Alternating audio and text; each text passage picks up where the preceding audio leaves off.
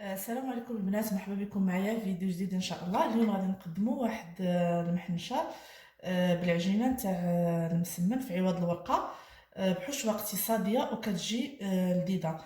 عندنا هنايا غادي ندوزو المقادير. عندي هنايا 3 ديال الكيسان تاع الفورس وكاس نتاع الفينو، يعني في المجموع 400 غرام، 300 غرام ديال الفورس و100 غرام ديال الفينو. وغادي نزيد عليهم واحد معلقه ديال السكر السنيده ولا نص معلقه، باش كيعطيها واحد القرمشه. هانتوما كتشوفوا عندي هنايا معلقه ديال السكر السنيده وكذلك معلقه ديال زيت العود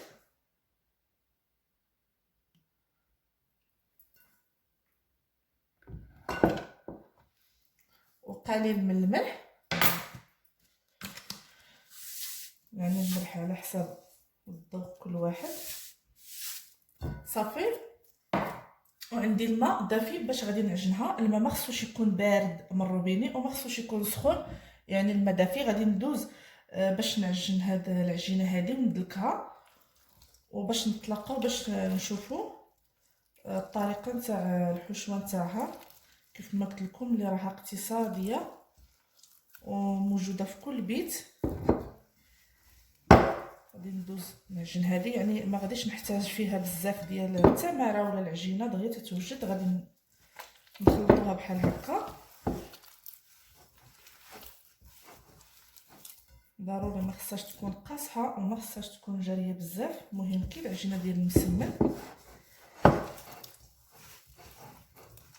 راه ما فيها لا خميره لا حتى شي حاجه. يعني صافي هاد المقادير هادو اللي عطيتكم راه تتجي مرقه،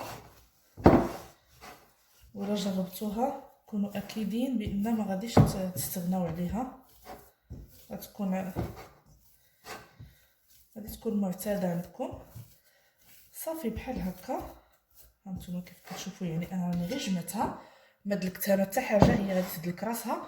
غادي نخليوها، غادي نغطيها بالسلوفان وغادي نخليها واحد الساعه ديال المكانه على ما نوجدوا الحشوه، وفي نفس الوقت تبرد لنا الحشوه باش ما تقطع لناش العجينه. كيف ما قلت لكم هانتوما يعني سهله، ما دلكناها ما حتى حاجه، راه غير جمعناها. وغادي نغطيها دابا بالسلوفان ونطلقها. فوالا بحال هكا. غادي نغطيوها بهذا البلاستيك الغذائي.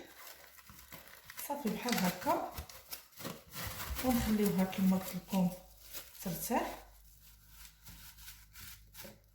صافي بحال هكا.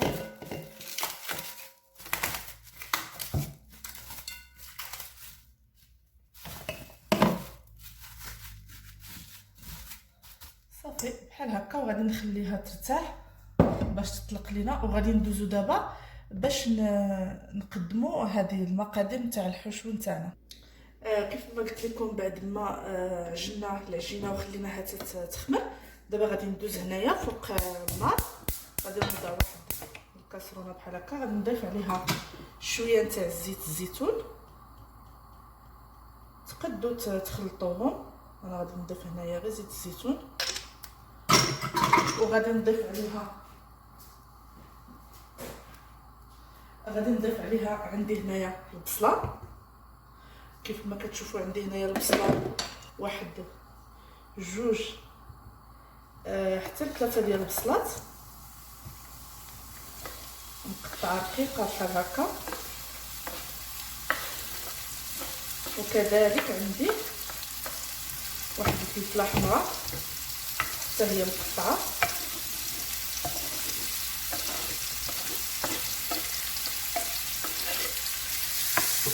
في هذا الاثناء غادي نخلي البصله مع الفلفله، غادي نقص شويه العافيه.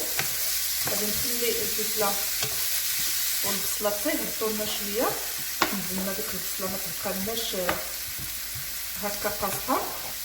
ومن بعد غادي نضيفوا الخضار. عندي الجزر محكوك وكذلك القرعه محكوكه. انا البنات راه شريهم موجودين هكا مكونجورين، وانتم تقدروا ديروهم توجدوهم في الدار. ديروا 3 نتاع نتاع هذا نتاع الكاروط غابي، تحكوهم، وكذلك واحد جوج قرعات حتى هما محكوكين، كتضيفوهم على هاد البصله وهاد الفلفله اللي هنايا عندنا. هانتوما كتشوفوا بعد ما بدات كتهبط لنا البصله وديك الفلفله بحال هكا. دابا غادي ندوز باش نضيف كما قلت لكم ديك الخضر اللي عندي انا اللي شاريها انا موجوده بحال هكا.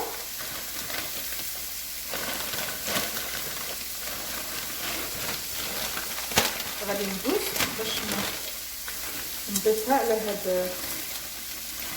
البصله والفلفله. غادي نضيف انا غير الكميه حيت راه عندي فيها هنا 500 غرام، انا مغاديش نديرها كامله. المهم بحال هكا نتوما كيف كتشوفوا راه هنايا راه محكوكه، كيف كتشوفوا راه كاينه القرعه الخضراء وكاين الجزر يعني موجودين بحال هكا. وانتوما تقدروا ديروهم في الدار، تاخذوا الجزر تحكوه وتاخذوا القرعه حتى هي وتحكوها وتضيفوهم بحال هكا. دابا غادي نخليهم على هاد الطريقه هذه حتى كتوجد معنا هاد القرعه هذه والجزر. بعد ما يهبطوا غادي نضيفوا عليهم واحد العلبه تاع الثوم بحال هكا. انا عندي هنا علبه ديال الثوم، ماشي مشكل تكون زيت ولا ماء، المهم غير علبه ديال الثوم. دابا غادي ندوز باش نضيف لها العطريه. غادي نضيف شويه تاع الفلفل الاسود اللي هو الابزار، واحد نص معلقه بحال هكا.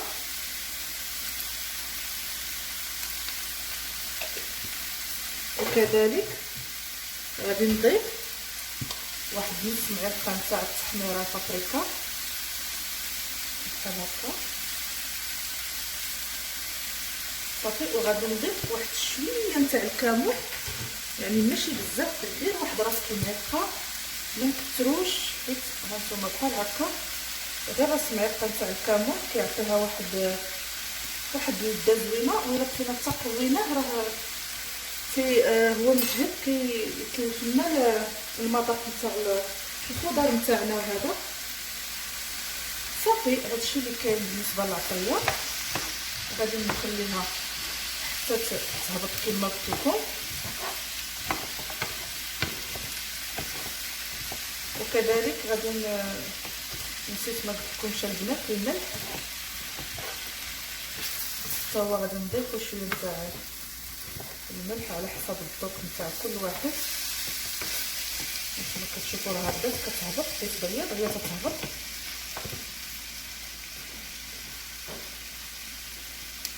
نضيف كذلك شويه نتاع الملح،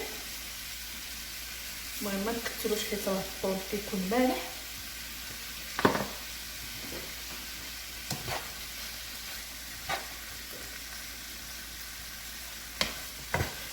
بالنسبه للبنات لهاد الخضره هذه اللي عملت انا هنايا كيف ما قلت لكم، بالنسبه للبنات اللي تيعيشوا هنايا في فرنسا راه تناخذهم انا من ليدر.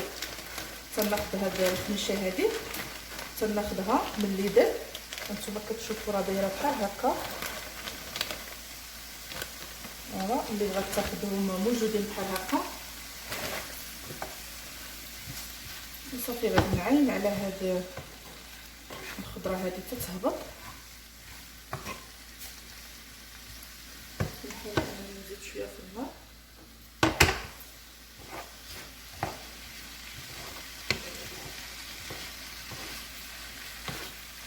اللي كيبغي الحار يضيف كذلك شويه نتاع الحار، ولكن من ما تكون محنشه كبيره عائليه يعني راه تياكلوا فيها الصغار والكبار، ما كتكونش يعني فرديه.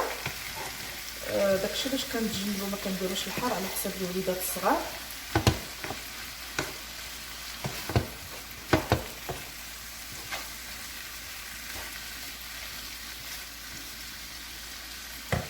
صافي غادي نعينوا عليها حتى تطيب مزيان ونضيفوا كما قلت لكم الثوم. هانتوما كتشوفوا بعد ما ديك البصله ديك الخضره وداكشي صافي كلشي هبط لينا، صافي كلشي طاب. دابا غادي نضيف ديك علبه تاع الثوم بحال هكا.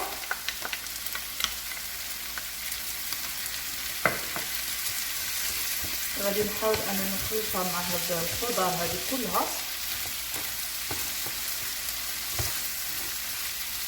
يعني غير واحد شويه، واحد 4 ديال الدقائق باش تنسم لينا هاد الخضر هذه كلها بهاد الطول صافي. ومن بعد غادي نطفيو عليها ونخليوها تبرد. ضروري ما خصها تبرد باش كيف نعملوها في الوقت في العجينه، عفوا ما تقطعش لينا العجينه.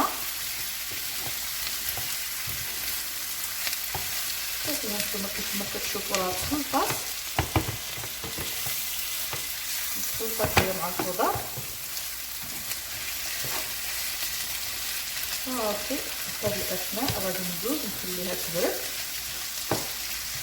صافي. بعد ما تبرد غادي نتلاقاو باش نشوفوا الطريقه نتاع التشكال نتاعها كيفاش غادي نشكلوها. هانتوما كتشوفوا بعد ما وجد معنا ديك الخضره وداكشي اللي درنا، انا خليتها هنا تتبرد. بنات كاضافه بغيت نقول لكم واحد الحاجه، اللي بغات تضيف ديك الشعريه ديال الشينوا، الشعريه الصينيه، تقدر تضيفها. انا ما درتهاش، اكتفيت غير بالخضره صافي، ما بغيتش نديرها صافي. غادي نخليوها دابا على جانب تبرد، ومن ثم غادي ندوزو العجينه ديالنا اللي قلت لكم. انا غادي نحيد عليها هذا البلاستيك الغذائي. هانتوما كتشوفوا كيف ما قلت لكم قبيله، قلت لكم راها غادي تدلك بوحدها. هانتوما كتشوفوا كيفاش طلقات لينا، راها طلقات لنا مزيان. نحيدها من هنا باش تبان. هانتوما كتشوفوها هنا، يعني صافي راها تدلكات براسها، ما احتاجيناش اننا ندلكوها. كيف ما خلطناها خليناها غطيناها وخليناها ترتاح واحد الساعه. دابا غادي ندوز باش نقسم هاد العجينه هذه ل4 نتاع الكريات يكونوا متساويين.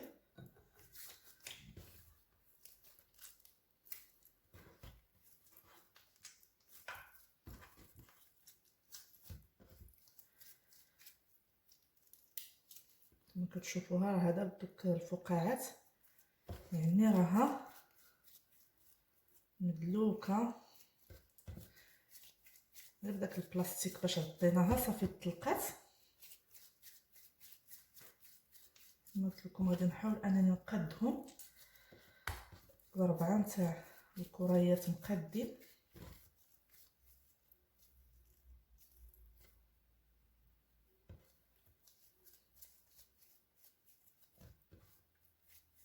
صافي بحال هكا. ها هما دابا 4 نتاع الكريات عندنا هنايا متقادين. غادي نخليهم يطلقوا، خليهم يطلقوا واحد شويه صافي باش ندوزو نشكلوهم على ما تبرد لينا ديك الخضر نتاعنا ونطلقاو باش نشكلوهم. صافي احنا رجعنا من بعد ما بردت لنا الخضره صافي، وديك العجينه قطعناها صافي حتى هي راها طلقات. غادي ناخذ شويه نتاع الزبده مع الزيت، واحد الخليط نتاع الزبده والزيت صافي. وغادي ندوزو على بركه الله نبداو. غادي نضيف شويه نتاع الزبده والزيت بحال هكا ونبداو نطلقوه في العجين ديالنا رقيق حتى تشكلنا رقيق. غادي نزيد شويه نتاع الزيت هنايا حيت بانت لي الزبده اكثر، يعني على هاد الطريقه هذه نحاولوا اننا نورقوها رقيقه. هادشي باش قلت لكم خص العجينه منين نقطعوها نخليوها تطلق شويه باش دغيا كتطلق معنا، ما كتاخذش معنا بزاف نتاع الوقت.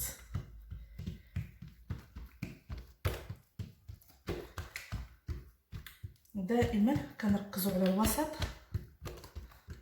الوسط دائما كنبقاو نضربوا فيه بحال هكا، وكنديوها بحال غادي نديوها شويه هكا مستطيل، ما نضربوهاش دائريه.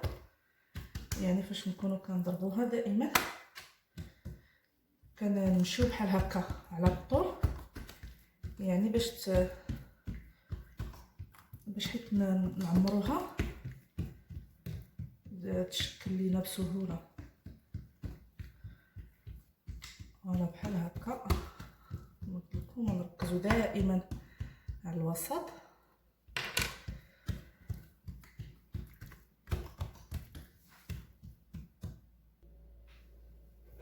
يعني بحال هكا نحاولوا اننا نبقاو نجبدوها باش نرققوها على هاد الطريقه هذه. يعني راه ساهله. نجيو لهاد الطرف حتى هو نديروه بحال هكا باش ما تجيناش غليظه وحيت الطيب تجينا مقرمشه.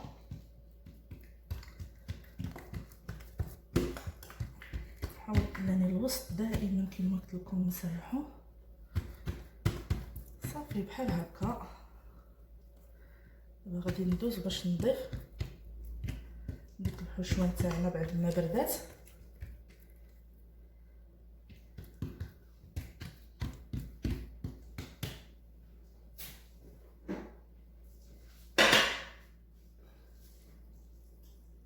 دابا غادي نجي هنايا وغادي نضيف هاد الحشوه نتاعنا.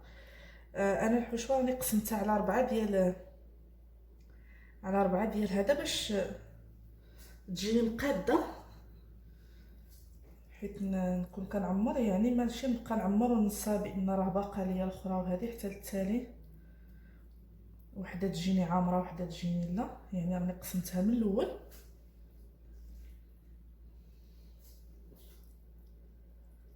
صافي بحال هكا.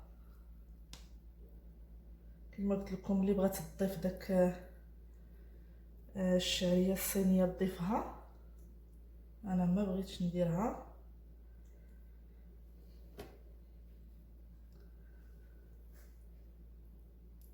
صافي ونجي ونضيف شويه نتاع الفرماج هكا. يعني هاد الفرماج هذا تيعطيها واحد البنه كتجي لذيذه هكا بهذا الفرماج. صافي بحال هكا. وتنجي تنحاول انني باش نلفها بحال هكا لهداك وتجي تنضيف ضروري ما نضيف الزيت والزبده هما اللي باش حيت كطيب تجينا كما قلنا مقرمشه. ولا كنمشي بحال هكا وانا تنلوي فيها. نتوما كتشوفوها كيفاش رقيقه بحال هكا. صافي تنمشي بحال هكا على الطريقه هذه حتى كنكمل.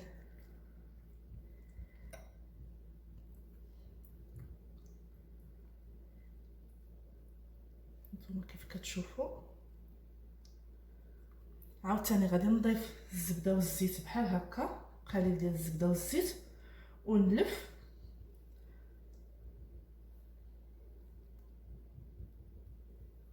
بحال هكا كما كتشوفوا. صافي كنلويوها وتنضيفوا كما قلت لكم الزيت والزبده وتنمشيو على هاد الطريقه هذه حتى كنكملوها.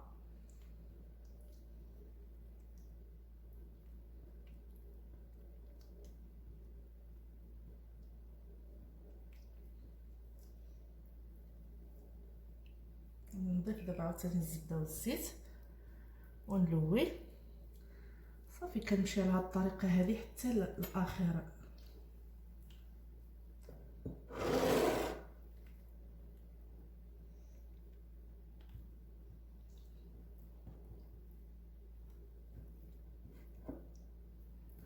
صافي ها هي.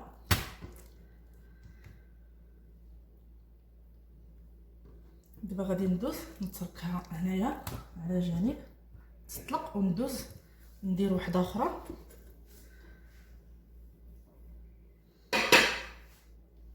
نفس الطريقه بحال الاولى بحال هكا.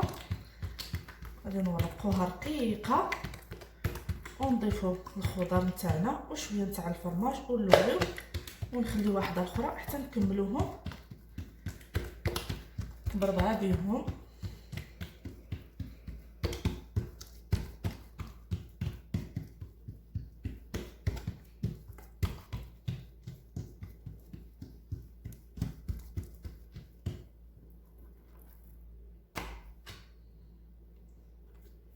يعني راه دغيا تتوجد، نقدروا نوضوا دغيا ونديروها صافي. دغيا نوجدوا لها العجينه هي الاولى، ومن تما ندوزو نوجدوا الخضره نتاعنا صافي. بيد ما توجد لنا الخضره تلقاوها هي العجينه صافي طلقات صافي. وتنبداو في الطريقه نتاع التمر، يعني سهله.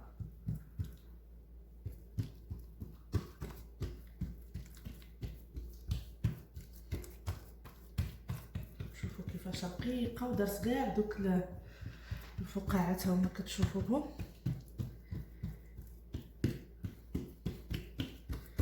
صافي غادي ندوزو نضيفو قليل من الزيت والزبده، ونضيفو الحشوه نتاعنا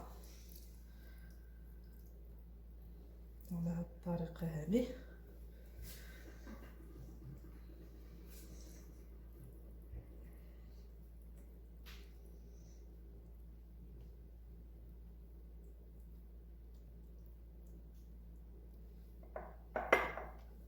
دابا غادي نضيفو الفرماج تاعنا،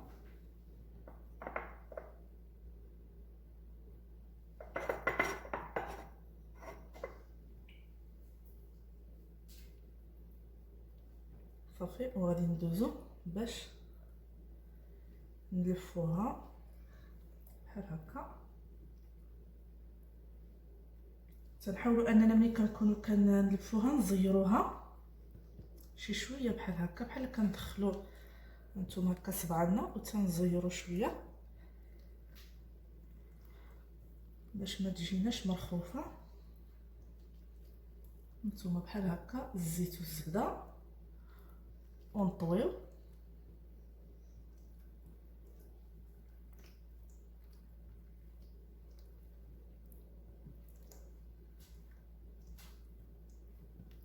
صافي. وفي التالي غادي نجبدو هادو لهنا، نتوما كيف كتشوفوا صافي بحال هكا. نضيفوها هنا وندوزو نديرو الثالثه.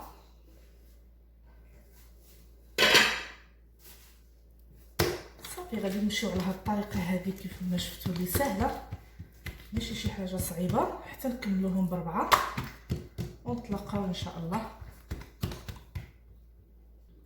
بعد ما كملتهم بربعه بهم، دابا انا خديت الصينيه نتاع الفرن، لبست لهذاك البابي نتاع لابابي كويسون تاع الفران.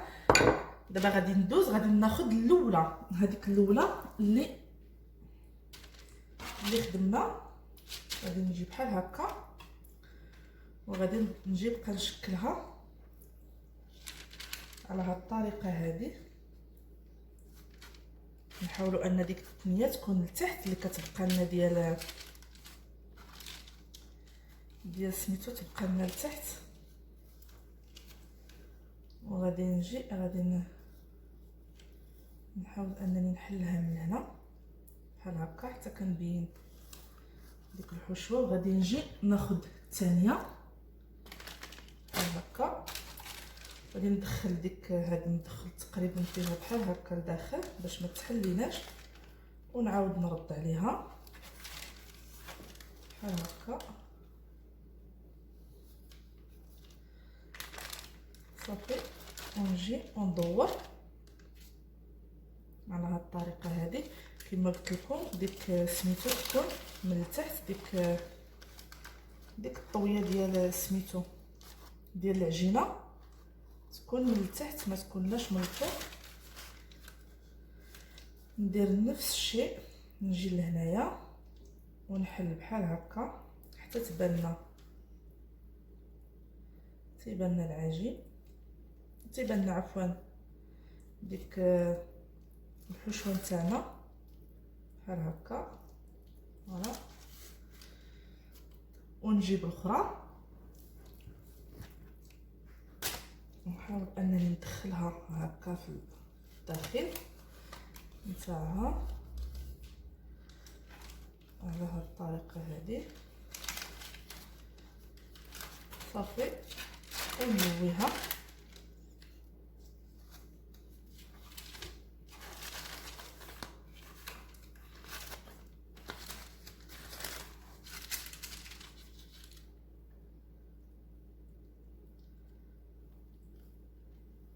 بحال هكا نديرو نفس الشيء مع الاخرى مع الاخيره، وغادي نجي وندخلها كذلك هنا صافي وندورها.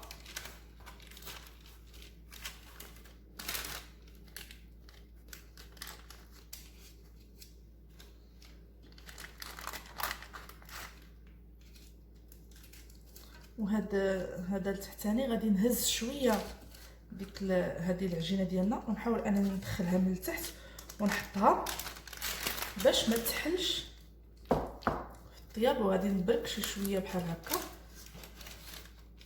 غادي ندير بحال هكايا. نتوما كتشوفوا الشكل ديالها كيفاش كتجي.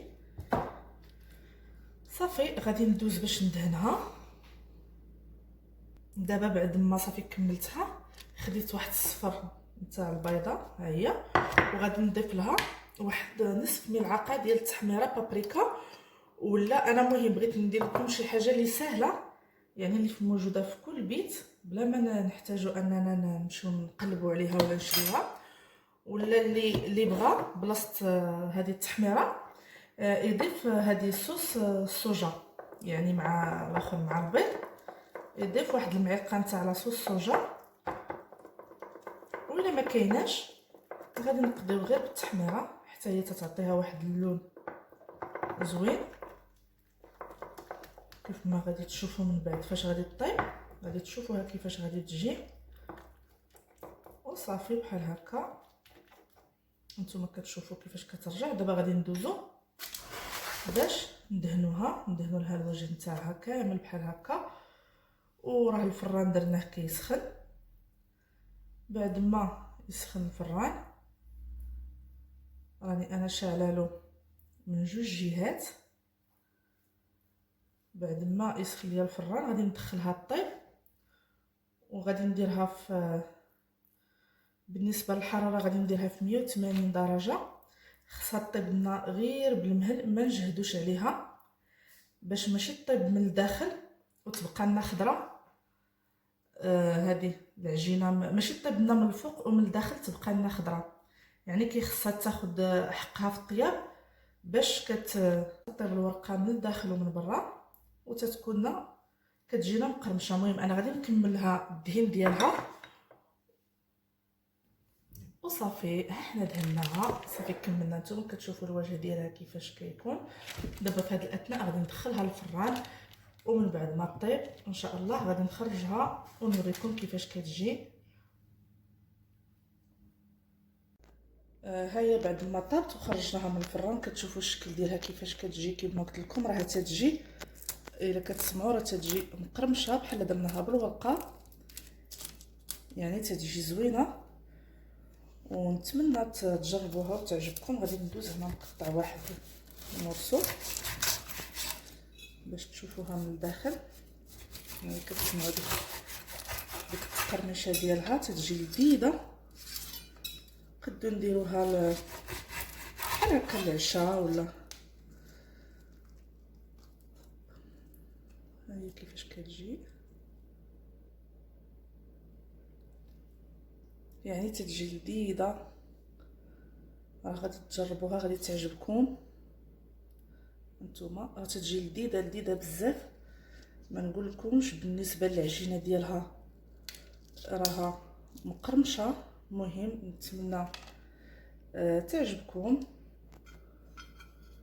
وديروها بالصحه والراحه لوليداتكم. والى فيديو مقبل ان شاء الله. باي باي.